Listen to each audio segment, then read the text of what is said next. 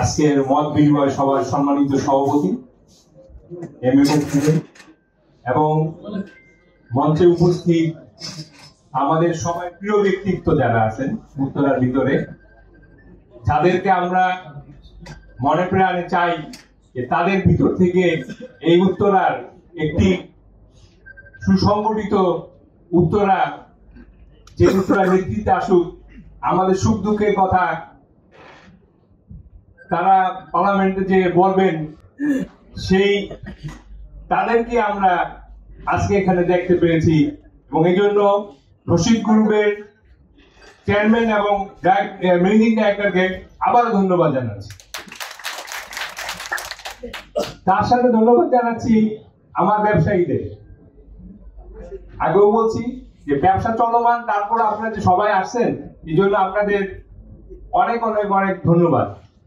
আজকের এই সুন্দর একটা পরিস্থিতি, একটা সুন্দর অনুষ্ঠান উপহার দিয়েছে এবং আমরা এই যে বন্ধুত্ব সুলভ, এই যে আমাদের একটা এক জায়গায় সবাইকে আমরা দেখতে পেয়েছি যে যারা ক্যান্ডিডেট তারা সবাই এখানে উপস্থিত হয়েছেন, ব্যবসায়ীদের সাথে মত বিনিময়ে সবাই তারা আসছেন, অতএব তারাও ব্যবসায়ী বান্ধব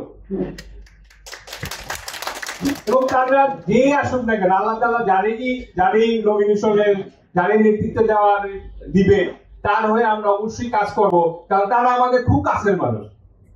আপনি সেগুন ভাই বলেন, মুস্তফা ভাই বলেন, আর আমাদের কফিল ভাই বলেন, আরো যারা আছেন সবাই আমাদের খুব কাছের মানুষ এবং আমরা কোনো সমস্যা হলে তাদের কাছে যেয়ে আমরা আমাদের সমস্যার কথা বলতে পারবো এবং তারা দ্রুত সেই সমস্যা আমাদেরকে সহযোগিতা করবে সমাধানের জন্য, এটা আমরা বিশ্বাস করি।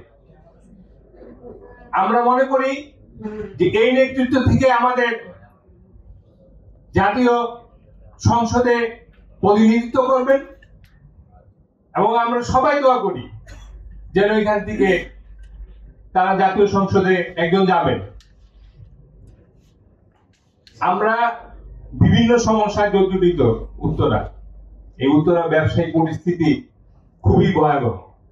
যাই হোক, আজকে আমি আমার অন্যান্য নেতৃবৃন্দ বলছেন, আমি আর বানাবো না সেই কথা, তবে দু একটা কথা বলবো যে আপনারা এখানকার স্থানীয় উত্তরা একটা আধুনিক মডেল একটা শহর, সেই শহরের সৌন্দর্য রক্ষা করা আপনাদের দায়িত্ব, কারণ আপনারা এখানকার স্থানীয়। এই জন্য আমি মনে করি যে আপনারা যেই নির্বাচিত হয়ে আসবেন বা নির্বাচিত না হলেও আপনাদের যে প্রভাব আছে, আপনাদের সাথে যে আমাদের একটা সুসম্পর্ক আছে, সেটার জন্য হলে আমাদেরকে সার্বিক সহযোগিতা করবেন, এই আশা ব্যক্ত করে সবাই সুস্বাস্থ্য কামনা করে আমি আমার বক্তব্য শেষ করছি।